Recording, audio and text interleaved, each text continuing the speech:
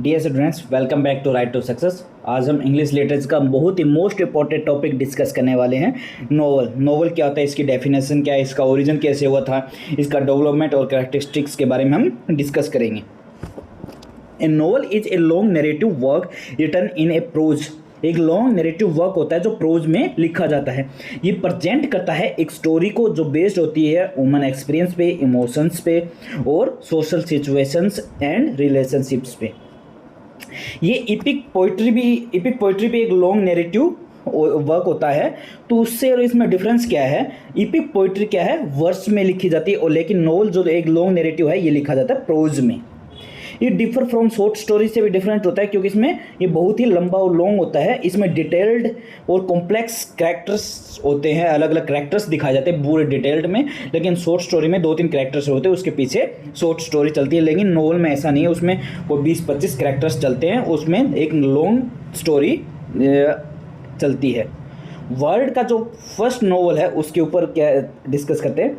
The first specimen of a novel in the world is the tale of Genji, 11th century, written by Murasaki Shikibu, a Japanese novel women. जो the tale of Genji है 11th century में मुरसाकी शिकिबू एक Japanese novel women के द्वारा लिखा गया था। इसको फर्स्ट नोवेल क्यों कहा जाता है? इसको इसलिए कहा जाता है, इसमें एक सेंट्रल कैरेक्टर होता है प्रिंस जेंजी, और मल्टीपल माइनर कैरेक्टर्स होते हैं। इवेंट अरेंज होती है लाइक मॉडर्न नैरेटिव की तरह, और पैरेलल प्लॉट्स चलते हैं इसमें। साइकोलॉजिकल डेप्थ होती है इसमें। Written to entertain aristocratic Japanese women, जो अरिस्टोक्रेटिक जो जापानीज वोमेन होती थी, जो कूलीन वोमेन होती थी, जो रिच वोमेन होती थी, उनको एंटरटेन करने के लिए ये नॉवल लिखा गया था। नेक्स्ट हमारा डिस्कस करते हैं beginning of the novel in English literature. English literature में किस प्रकार इसकी बिगिनिंग हुई। In English literature the novel began to develop mainly in 18th century Augustan age में इसका डेवलपमेंट स्टार्ट हुई थी। The period is often called rise of English novel. English novel का रेज इस पीरियड को कहा जाता है। इंपॉर्टेंट अर्ली इंग्लिश नॉवलिस्ट कौन कौन से हैं उसको डिस्कस कर लेते हैं। डैनियल डेफो रेविसन क्रोज के लिए 1719, सैमुअल रिचर्डसन पामेला 1714 में लिखा था इन्होंने। हेनरी फील्डिंग, टॉम जोन्स, ये कुछ इंपॉर्टेंट आप देख लीजिएगा। आगे हम डिस्कस करते हैं एसेंशियल कैरेक्टरिस्टिक्स क्या होती है एक नोवेल की। नोवेल है वो एक तो प्रोज में लिखा जाता है, वर्स में नहीं होता, पोइट्री लाइक नहीं होता है। सेंट्रल एक कैरेक्टर होता है, प्रोटैगनिस्ट होता है। There is always main character supported by many secondary characters. ये मोस्ट इंपॉर्टेंट पॉइंट है। इसके अंदर एक ना एक ऑप्शंस में आ जाता है कि इसमें कौन कौन सा कैरेक्टरिस्टिक्स है जो नोवेल का है। बेसिक क्वेश्चन इस टाइप के बार बार एग्जाम में पूछे जाते हैं। आगे क्या है, स्ट्रक्चर प्लॉट क्या है। प्लॉट स्ट्रक्चर होता है novel contents a well organized sequence of events. Beginning होती है, कॉम्प्लिकेशंस होती है, क्लाइमैक्स आता है, फिर रिजोल्यूशन होता है।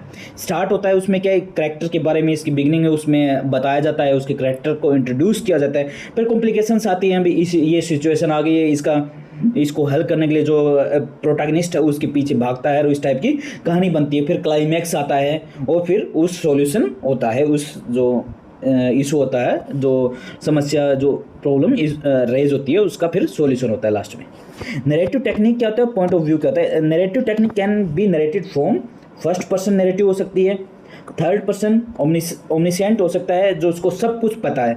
लिमिटेड नरेटर्स हो सकते हैं, जैसे ओनली फर्स्ट पर्सन है, या एक दो और इस टाइप का कुछ कहानी के अंदर ही है, वो भी नरेट कर रहा है कैरेक्टर, इस टाइप का भी हो सकता है। मल्टीपल नरेटर्स भी हो सकते हैं, जैसे कि वदरिंग हाइट्स में है, फर्स्ट पर्सन हो सकता है, थर्ड पर्सन हो सकता है, कुछ नोवेल के अंदर से ही कोई बंदा होता है जो नरेट करता है, इस टाइप का भी हो सकता है। लेंथ क्या होती है, नोवेल इज कंसिडरेबल लॉन्ग, ये बहुत ही लंबी होती है। जो शॉर्ट नोवेल होता है, छोटा नोवेल होता है, उसको बोलते हैं नोवेला। मोस्ट इंपॉर्टेंट पॉइंट है, नोवेला किसे कहा जाता है, it is a short novel, उसको नोवेला कहते हैं। वेरी शॉर्ट होती है, उसे शॉर्ट स्टोरी कह जाती है। डिविजन्स इनटू चैप्टर्स, एक नोवेल चैप्टर्स के अंदर डिवाइड किया होता है। Chapter help to create clarity and structure. Fictional content होता है, most important, a novel must contain fictional content होता है उसमें, even if based on real events, अगर रियल इवेंट्स पे है तो भी उसमें फिक्शनल कंटेंट होता ही होता है। हिस्टोरिकल नोवेल होता है उसमें फिक्शनल कंटेंट होता है, पूरा हिस्टोरिकल नहीं होता है।